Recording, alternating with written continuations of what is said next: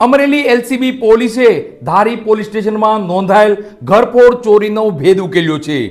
3 આરોપી સાથે 1 લાખ રૂપિયા કરતા પણ વધારેનો મુદ્દામાલ જપ્ત કર્યો છે.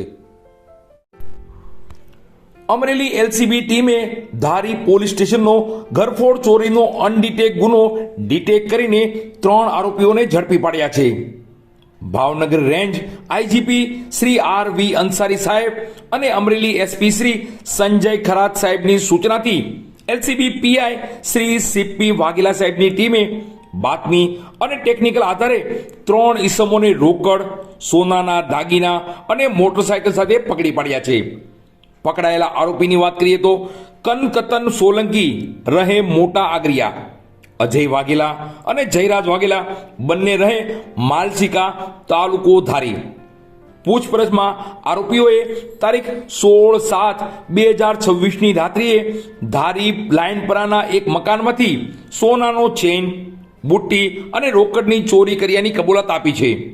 પોલીસે કુલ 1,14,910નો મુદ્દામાલ કબજે કર્યો છે, જેમાં રોકડ 16,000, સોનાનો ચેઇન 66,910, સોનાની બુટ્ટી 7,000, 2 મોબાઈલ અને 1 હીરો મોટરસાયકલનો સમાવેશ થાય છે.